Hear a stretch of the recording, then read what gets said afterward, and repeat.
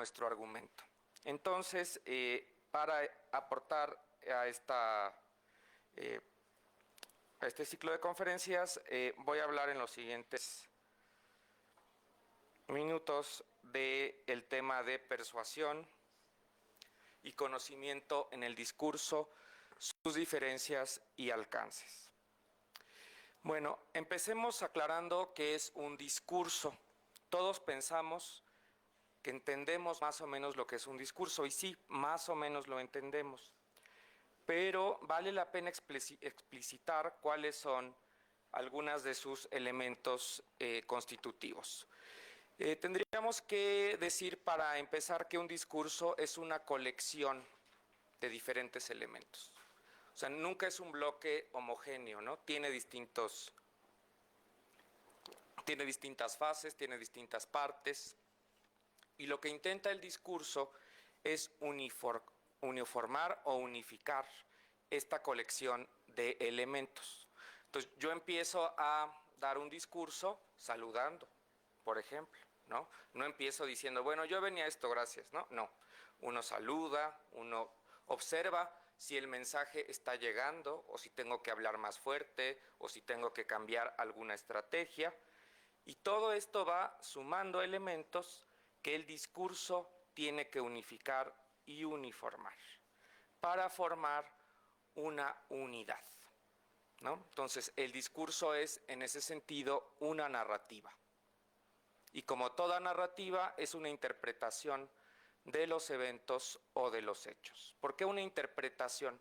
Porque ningún discurso va a poder agotar todas las perspectivas de una temática, ¿no?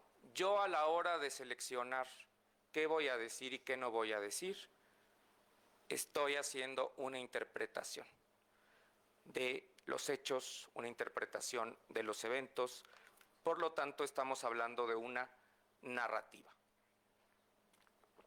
Y como toda narrativa, tiene que funcionar, ¿no? Cuando nos cuentan un chisme muy mal, hasta nos enojamos, ¿no? Les, a ver, pero no te saltes, platícame primero, ¿no? ¿Por dónde empezó? ¿Qué pasó? Y veme contando poco a poco, ¿no? Para disfrutarlo, ¿no? Si no, no lo disfrutamos. Igual una película que acaba demasiado rápido o que es muy lenta, también como que la narración no nos acaba de convencer. Entonces, todo discurso es una narrativa y por lo tanto una interpretación de eventos o hechos, y habría que agregar, y tiene que funcionar, ¿no? Como una narrativa. En este sentido, el discurso, por supuesto, forma parte de la comunicación. La comunicación nos ayuda, ¿verdad?, a que hagamos un uso significativo de signos para que establezcamos relaciones sociales. No solamente en el ámbito profesional, inclusive con el taxista en la tienda, donde sea que tengamos un acto comunicativo, necesitamos usar adecuadamente los signos del lenguaje, ¿no? Entonces yo siempre les pongo este ejemplo a mis estudiantes. ¿Cómo le dices al taquero que se apure cuando no te ha entregado tus tacos? ¿Le dices, dame mis tacos? No, ¿verdad? Porque se va a enojar, y los taqueros tienen cuchillos y cosas así. Entonces uno le pregunta, ¿faltará mucho? Ya casi, ¿cómo va mi pedido, no? Entonces, tenemos una serie de estrategias para utilizar adecuadamente los signos. No usamos en todos los contextos los mismos signos, sino que vamos transformando cómo se aplican estos signos. Un ejemplo interesante es cómo cambia el discurso cuando es hablado o cuando es escrito, ¿no? A todos nos dijeron que no debemos escribir como hablamos, porque como hablamos es un registro diferente, ¿no? Y cuando escribimos un texto cuidamos algunas cosas con mayor ahínco, como evitar repeticiones, ser mucho más claros, cuidar que el orden de las ideas se presente orgánicamente. Dentro del universo de los signos, además de los discursos, está todo lo que rodea al discurso, ¿sí? Por ejemplo, estamos aquí nosotros presentando esta ponencia y tenemos una mesa, tenemos un auditorio donde ustedes están en una posición y yo estoy en otra posición, yo tengo el micrófono, todo eso está rodeando el discurso, ¿sí? Cuando estoy en un ámbito profesional, en un juzgado, en la Cámara de Diputados, en la Suprema Corte, tendré que verificar que lo que rodea mi discurso sea también adecuado, ¿sí? Y esto, como nos decía la doctora Trilce, pues es la práctica y es también identificar si están funcionando o no están funcionando los recursos que estoy utilizando. Gestos, palabras, tono de las palabras, pero también cosas como banderas, escudos, himnos, todo forma parte de cómo se va construyendo una narrativa para comunicar algo, ¿sí? ¿Cómo habla, cómo se presenta el informe de gobierno? ¿No? Pues es un escenario preparado específicamente para eso. No reciclan un escenario, no ponen una tarima cualquiera, no, tiene que darse la importancia a la lectura de ese discurso. Es un discurso, pero tiene que estar acompañado de todos los elementos necesarios.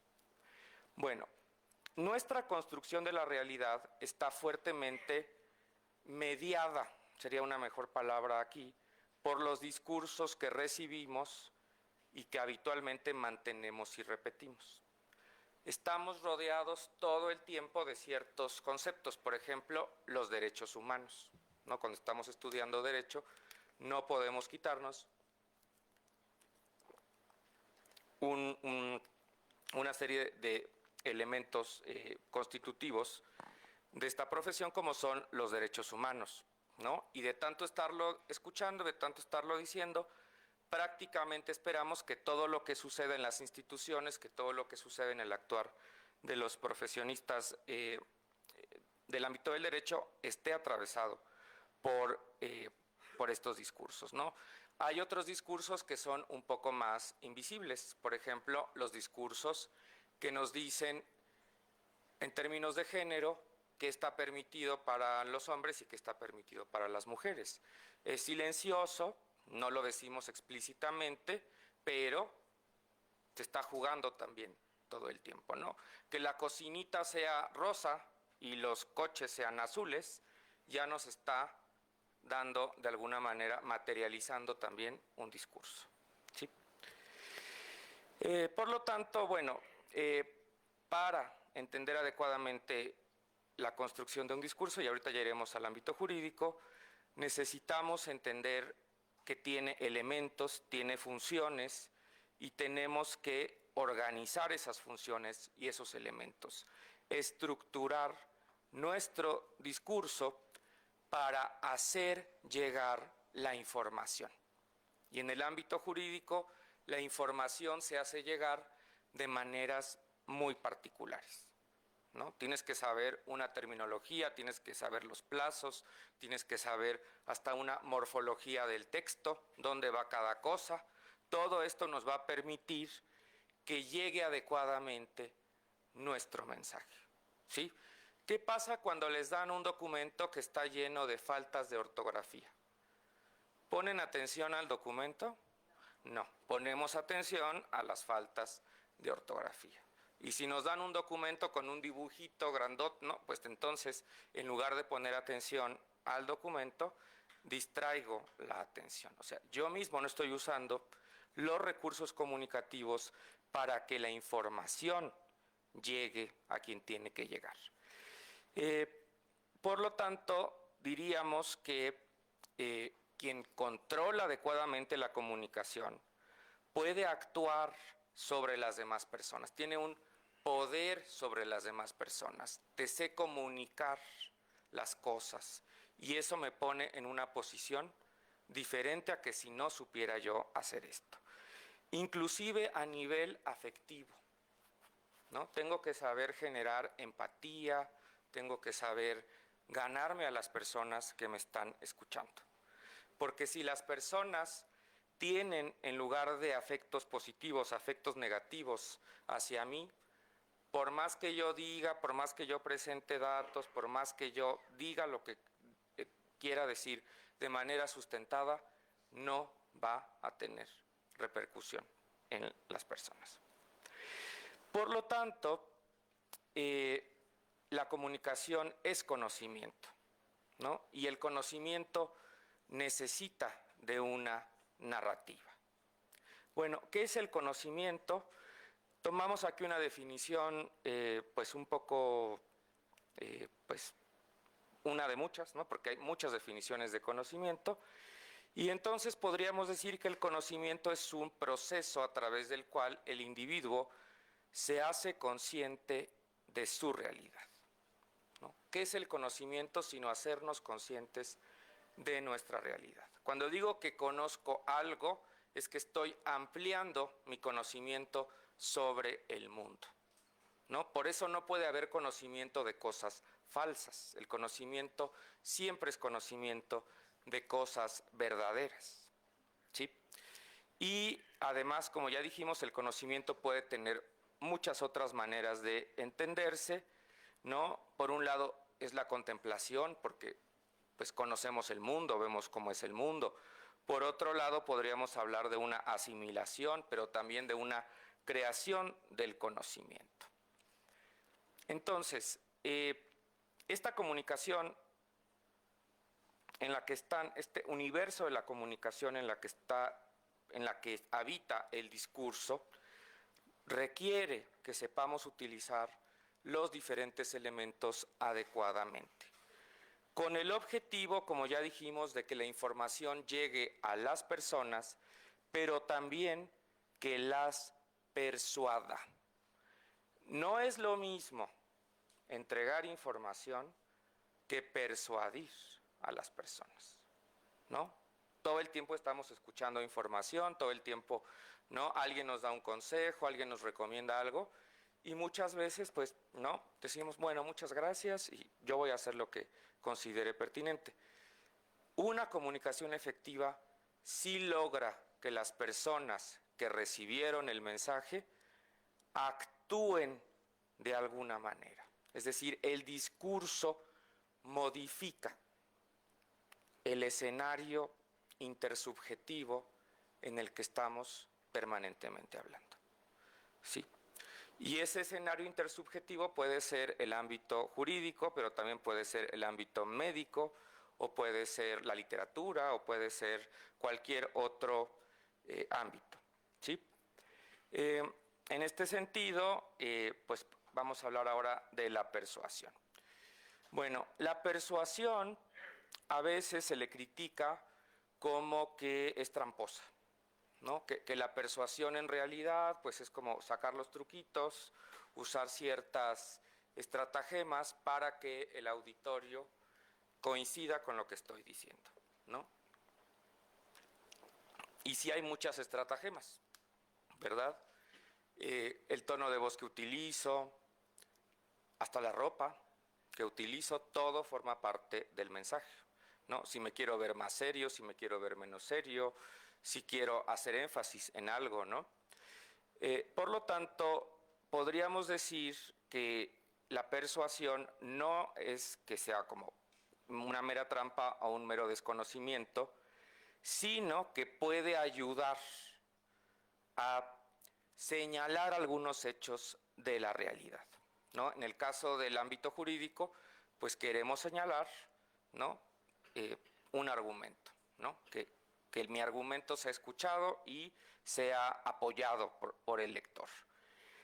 ¿Por qué necesitamos que la comunicación sea persuasiva? Porque no basta emitir la opinión, como dijimos, sino que debe reforzarse, ¿sí? De manera que la persona que lea ese mensaje o que reciba ese mensaje, como ya dijimos, esté dispuesta a aceptar esa información que le estamos ofreciendo. Y en esa medida cambiamos el escenario intersubjetivo. Porque algo importante del conocimiento es que es intersubjetivo, no es de nadie en particular. Entre todos y todas lo estamos verificando, entre todos y todas lo estamos aceptando o lo estamos cuestionando. Y lo que yo quiero es que mi mensaje logre su objetivo, que esta información sea aceptada. Pero para ello necesito recurrir a algunos elementos. Por ejemplo, las metáforas, sobre todo en el lenguaje hablado, ¿no? ¿Qué es una metáfora? ¿Quién se acuerda qué es una metáfora? ¿Quién nos ayuda? ¿Qué es una metáfora? A ver, sí. Es una manera figurativa de decir las cosas, normalmente utilizando atributos de algún objeto para dárselos a cierta situación y o persona. Es utilizado sobre todo en el lenguaje poético y es considerada una figura retórica. Muy bien. Entonces, la metáfora es decir de otra manera, ¿no? Utilizando, aprovechando otros elementos, otros signos, otros símbolos, lo que quiero decir, ¿no? La metáfora puede servir entonces para reforzar algo que quiero que, ¿no?, tenga mayor énfasis y que asociarlo con otra imagen poderosa, ¿no? Por ejemplo, hablar del corazón cuando estoy hablando del compromiso de alguien, ¿no? Pero esa persona en su corazón es una metáfora, ¿no?, pero ayuda a que el mensaje pueda llegar. También están los eufemismos. ¿Qué son los eufemismos? Sí. Pues, según yo, son como palabras un poco más suaves, Ajá. o sea, que reemplazan palabras que son malsonantes o que suelen ser como muy intensas y como que degradan su nivel de impacto. Sí, el eufemismo, al igual que la metáfora, dice de otra manera, pero con el objetivo de disminuir el impacto que esta palabra pueda tener, ¿no? Usamos muchos eufemismos, por ejemplo, cuando una persona muere. Entonces, cuando una persona muere, tenemos todo un catálogo de maneras de decir que esa persona ya no está con nosotros, por ejemplo, ¿no? Entonces, usamos un eufemismo, ¿no? Entonces, ¿hasta qué punto, cuando estoy argumentando, cuando estoy presentando un caso, cuando estoy haciendo una iniciativa, cuando tengo que ganarme, ¿no?, el respaldo social de para algún proyecto, a veces el eufemismo me puede ayudar? También, por supuesto, usar el lenguaje adecuado, las ideas, las ideologías adecuadas, el contexto y también los valores adecuados, ¿no? A mí me cuesta trabajo, por ejemplo, yo soy profesor de Derecho y profesor de Filosofía y Letras, pero no tengo que buscar una vestimenta neutral de unos y de otros, porque aquí no puedo venir como me vestiría para dar clase en Filosofía y Letras, pero en Filosofía y Letras no puedo ir vestido como vendría vestido aquí, porque entonces ya nadie se inscribe conmigo, ¿no? Claro, entonces hay que buscar un punto intermedio, ¿no? O sea, de eso es lo que estamos hablando, ¿no? Identificar cuál es el contexto en el que estoy para que mi argumento sea más efectivo. ¿Sí? Bueno, por supuesto que la persuasión tiene límites, ¿no? Podrá funcionar mejor con alguien que no sabe mucho sobre un tema, pero alguien que sabe mucho de un tema, por más que se lo entregues muy bonito, con palabras súper bien seleccionadas, en un tono de voz increíble, esa persona va a decir sí, pero lo que estás poniendo aquí no lo puedo aceptar. Por lo tanto, el discurso tiene como dos caras, como si fuera una moneda con dos caras. Una cara es la estructura argumentativa. ¿Sí? Sí tenemos que aprender a argumentar. Y si es de manera lógica, mejor, ¿no?, con el silogismo jurídico.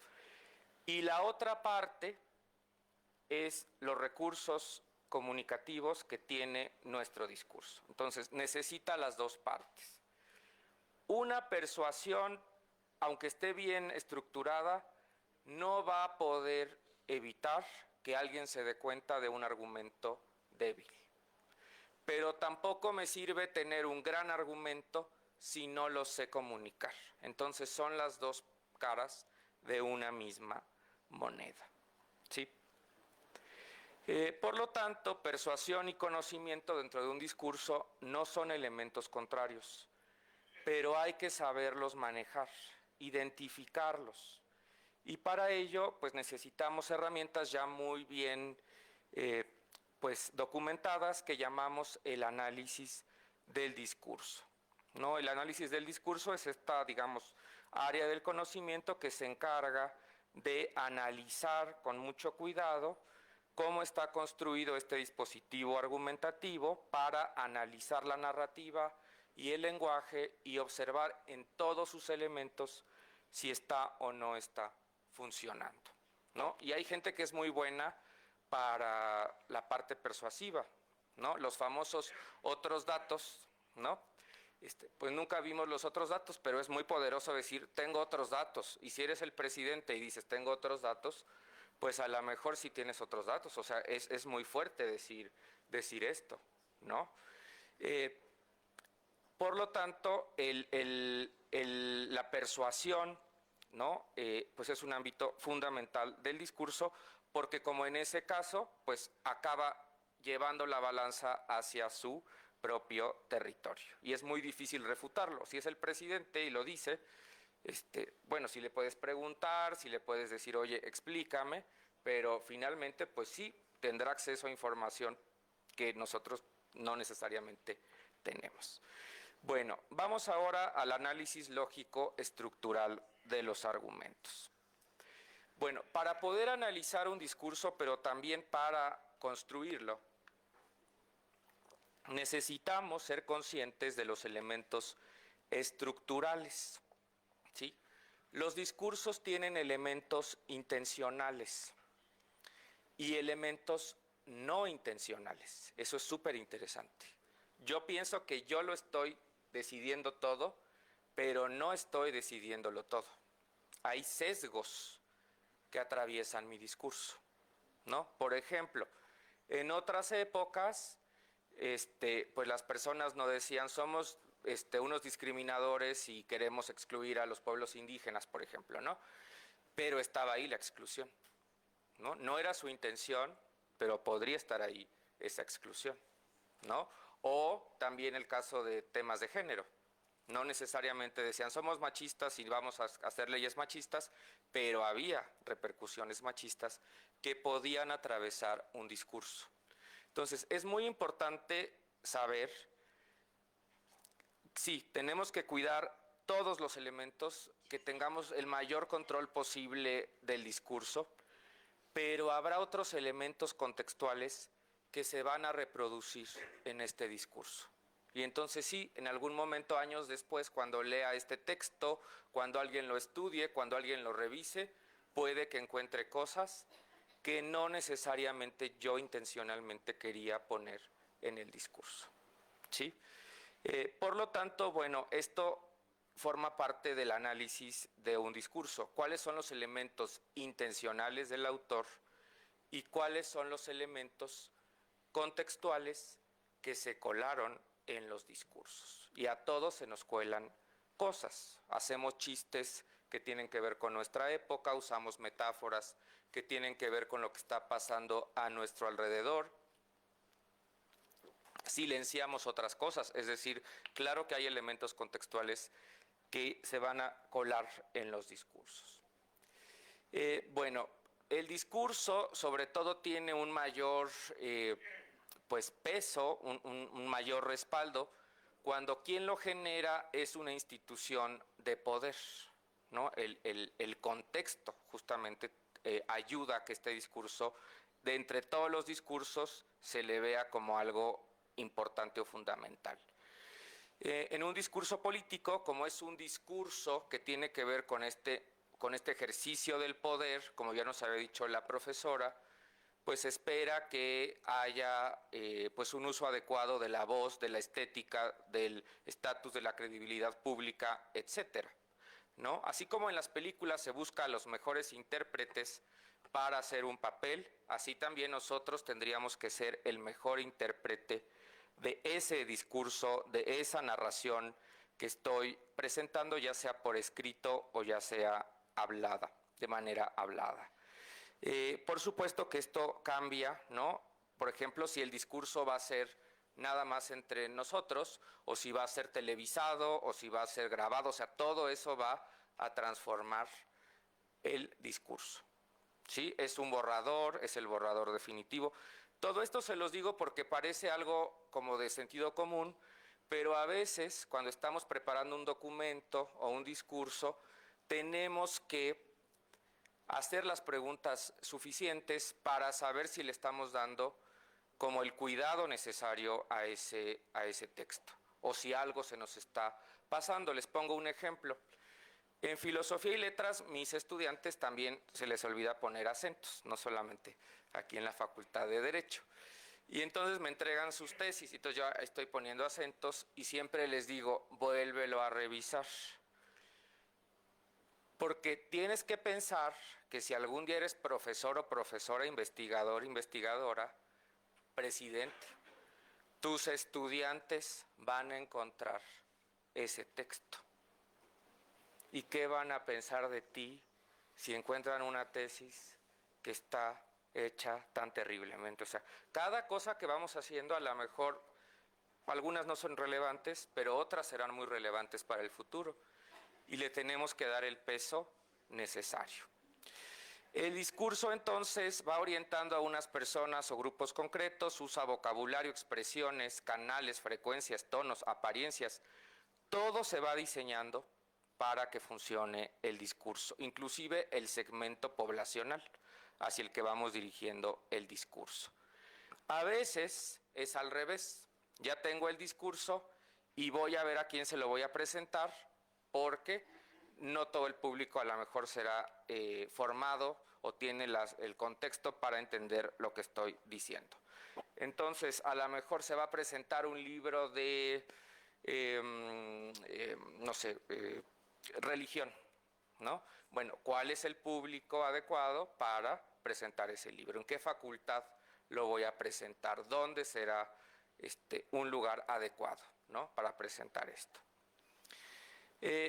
Y a veces también tenemos que saber que el público receptor es muy superior al que nosotros hemos pensado en nuestro discurso. O sea, a lo mejor yo pienso que estoy diciendo cosas muy novedosas y ustedes ya esto a lo mejor posiblemente ya lo manejan a profundidad, ¿no? Podría ser el caso. O sea, creo que ahí lo importante es nunca subestimar al público receptor, pero tampoco omitir cosas que puedan ayudar a entender nuestro discurso.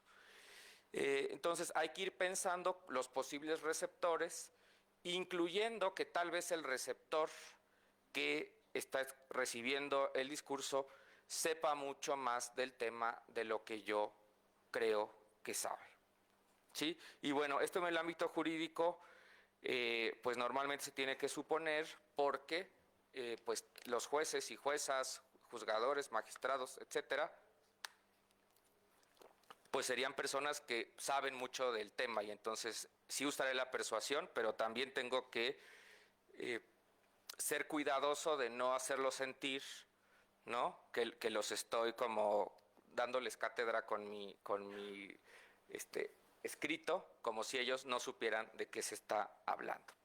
Bueno, una vez que identificamos los elementos anteriores, es decir, todos los elementos contextuales, ahora sí vamos a hablar del análisis lógico, ¿sí?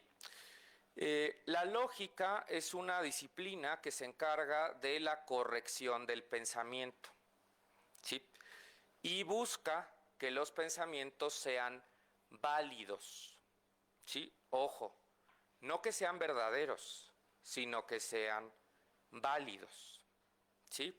Es decir, que si tengo premisas verdaderas, tendré una conclusión verdadera, y que no se dará el caso de que tenga una conclusión verdadera y premisas falsas, porque entonces eso está muy mal construido, ¿no? Es decir, se garantiza que se transporta la verdad de las premisas a la conclusión. Eso es la validez de un argumento. Cuando alguien argumenta lógicamente, esta persona podríamos pues decir que está argumentando racionalmente, ¿no? Y la razón también es intersubjetiva. Nadie puede decir soy racional y nadie me entiende, porque entonces tal vez no seas tan racional, ¿no? Ser racional significa que las demás personas van a estar dispuestas a aceptar las razones que estoy ofreciendo. Puede que haya resistencias, puede que haya gente que no le gusta lo que estoy diciendo, sí, pero generalmente cuando argumentamos bien sobre algo, se establecen ciertos encadenamientos, ciertos vínculos internos dentro del texto que lo hacen válido, ¿sí? Hacen válido el argumento. Por lo tanto, en esos casos donde se argumenta racionalmente, se puede decir que estamos frente a un argumento que es pertinente en ese contexto. En el caso jurídico, el tema que, digamos, la estructura lógica que más se repite o que es muy recurrente es el llamado silogismo jurídico. ¿Qué es un silogismo? A ver, ¿quién nos ayuda? ¿Qué es un silogismo? ¿Quién nos ayuda? Un silogismo, a ver. Bueno, tengo entendido que el silogismo es un argumento, ¿no? Que está compuesto de dos premisas, una mayor y una menor. Y al final hay una conclusión de esas dos premisas. Muy bien, sí. Un silogismo es una estructura ya muy estudiada porque viene desde la antigüedad, donde se identificaban maneras de presentar la información, de manera que si yo cumplía exactamente la estructura del silogismo, era imposible que ese argumento no fuera válido, ¿no? Uno muy famoso, ¿no? Todos los hombres son mortales, Sócrates es hombre, por lo tanto, Sócrates es mortal. O sea, está muy bien encadenado todo, no hay manera de refutar que Sócrates sea mortal, porque si entendemos las premisas, entendemos que de ahí se deriva la conclusión. Por lo tanto, un razonamiento válido en el ámbito jurídico, en algunos casos, no en todos, tiene que ver con el silogismo jurídico. La premisa mayor, por decirlo así, es la ley, ¿verdad? El reglamento, la norma. La premisa menor es el caso particular al que se aplicaría esa norma, y la conclusión sería el resultado de contrastar ambas normas. Entonces, persona que conduzca en estado de ebriedad será acreedora a 72 horas de cárcel o algo así, ¿no? Bueno, esa es la norma. Luego a alguien, ¿no?, se le olvidó que no debía manejar así. Juan condujo en estado de ebriedad, tal día, tal hora, en tal momento. Bueno, cuando se cruzan la premisa mayor y la premisa menor, Juan será acreedor a 72 horas, ¿no?, de arresto. Es más o menos como funciona el argumento jurídico. Claro que ahorita con la inteligencia artificial hay quien piensa que se puede sistematizar tanto el silogismo jurídico que prácticamente pues nada más le des unos inputs a la computadora y resolverá de alguna manera un caso, ¿no?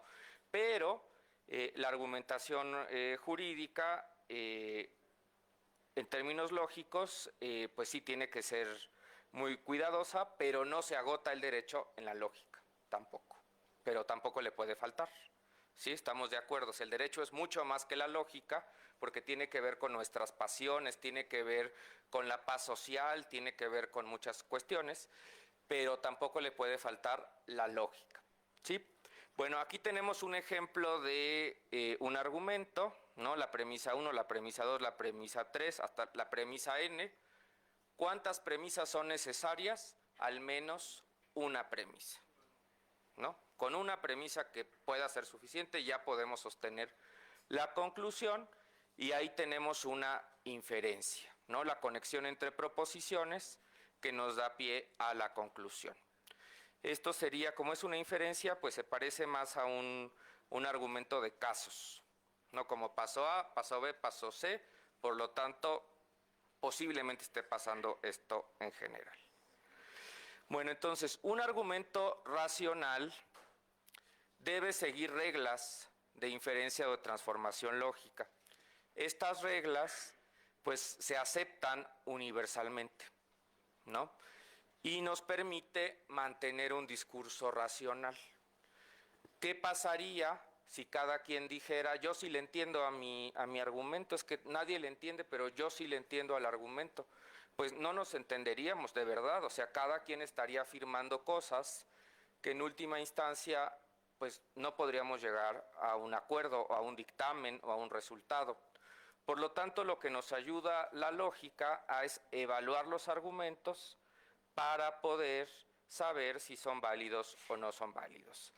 Y esta tendría que ser la forma, bueno, piénsenlo más como una suma, ¿no? Forma como de suma. Esta tendría que ser siempre la forma de un argumento.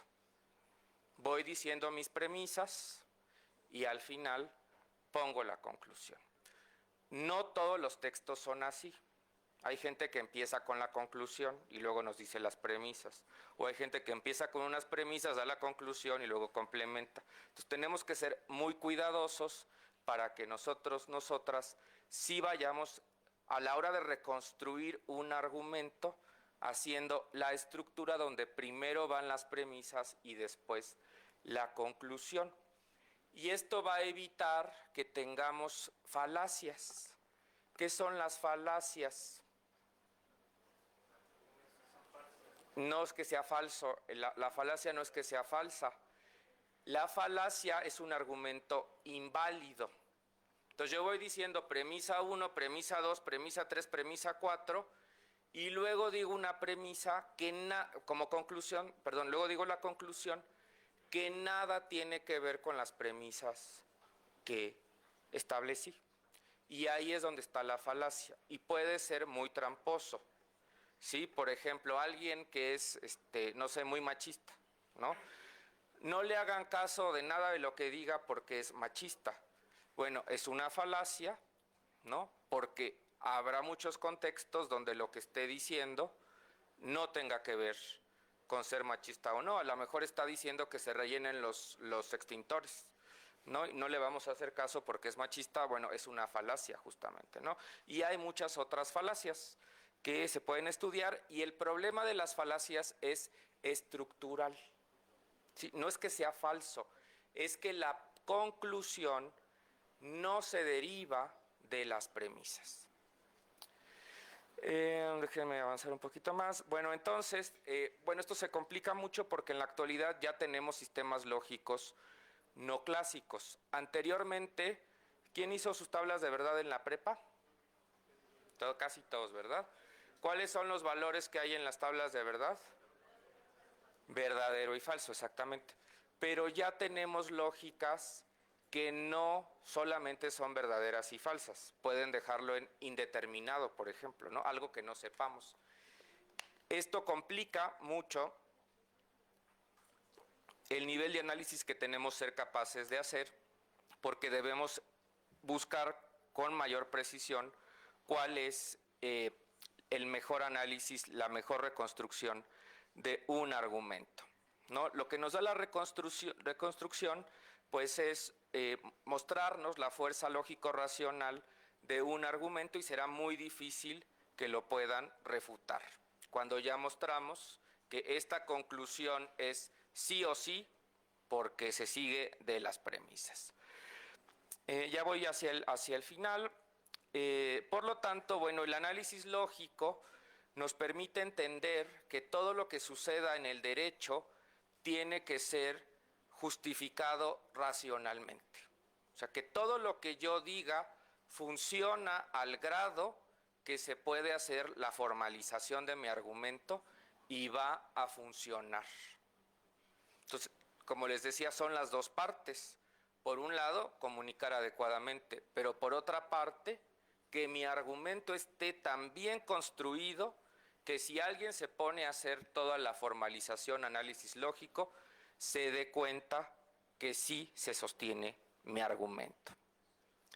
Y hay autores muy clásicos del tema de la argumentación, como Perelman, ¿no? Que está su libro y que puede ayudar. Si requieren bibliografía, el libro de Perelman es un libro muy bueno sobre argumentación.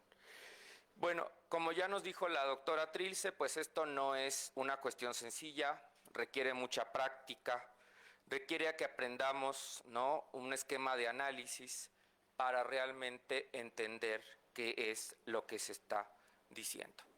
Bueno, vamos a pasar al último tema que tiene que ver con el debate. ¿Sí? Bueno, el debate es un elemento fundamental, un espacio fundamental para la resolución de controversias, ¿no? Para que podamos presentar nuestras ideas, podamos abordar discusiones, podamos presentar opciones y podamos ir avanzando adecuadamente. El debate, por lo tanto, se tiene que aprender también en las aulas de la Facultad de Derecho, porque ahí es donde tenemos que aprender a debatir, no con el juez, ¿verdad? O con la jueza, no.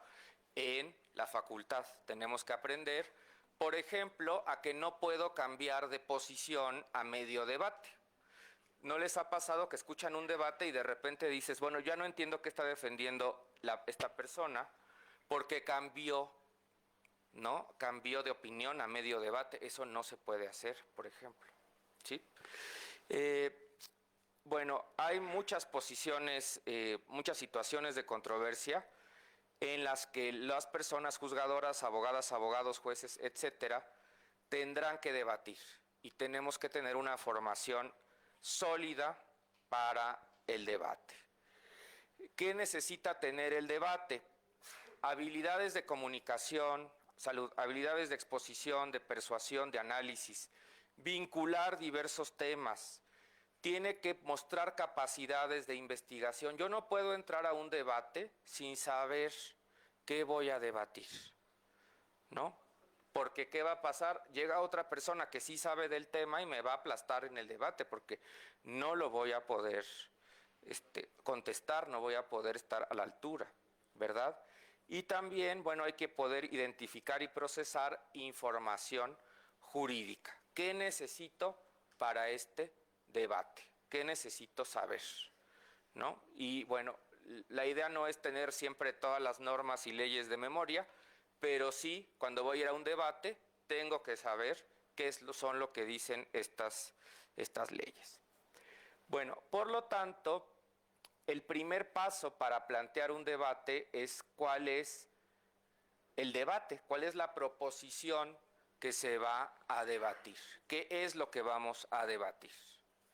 Y pueden ser muchas cosas. ¿Qué tal norma es inválida? ¿Qué tal norma sí es válida? ¿Que se tiene que volver a revisar? O sea, puede ser muchísimas cosas. ¿Cómo sabemos que algo se tiene que debatir? Bueno, pues es interesante para el debatiente. Alguien está interesado en que se debata. Tiene que ser actual o actualizado. No vamos a discutir si la Tierra es redonda. Bueno, hay gente que sí lo está debatiendo, pero entendemos que es un debate que ya se llevó a cabo hace mucho tiempo y ya no habría necesidad de volverlo a retomar. Tiene que ser oportuno el debate, cubrirse en un tiempo disponible, se dice cuánto tiempo se va a dar para ese debate. Bueno, sí, se toman en cuenta los desacuerdos, ¿no? Se busca el desacuerdo para ver cuáles serían los argumentos a favor y en contra de esta posición. Tiene que ser claro el debate, poder apoyarse en evidencia suficiente, ser relevante para la discusión, permitir la comparación de valores y fundamentalmente constituir una sola cuestión. O sea, a veces nuestros debates no funcionan porque empezamos a debatir todo al mismo tiempo y eso va a hacer que no acabemos un punto y ya estamos en otro y otro y otro y esto va a hacer que el debate no tenga éxito. Entonces, cuando vayan a entrar a un debate, siempre pregúntense cuál es el objetivo de este debate, ¿no? ¿Es nada más salir en televisión y lucirme? Bueno, pues entonces a lo mejor no tengo que argumentar mucho. Los debates presidenciales no son en realidad debates, ¿no? Es como una especie de acto comunicativo, pero no necesariamente se debate con argumentos. Pero en un debate en la Corte, en un debate de iniciativa de ley, de legislación, idealmente tendríamos que poder debatir y saber qué es lo que estamos debatiendo, ¿no? Y en esa medida, por ejemplo, cuando hacemos este ejercicio en el salón de clases, se especifica, ¿no? Cuántos equipos va a haber, o sea, cuáles son las posiciones, qué tiempo van a tener para preparar la información, quién se va a encargar de revisar el resultado de esto y cuáles van a ser los criterios con los que se va a resolver. Por supuesto, para preparar un debate necesitamos consultar a expertos, buscar bibliografía, tener argumentos a favor y en contra de la postura que vayamos a tener. Y después empieza la fase de investigación para tener datos suficientes de qué es lo que vamos a, para sostener lo que vamos a decir en este debate, ¿no?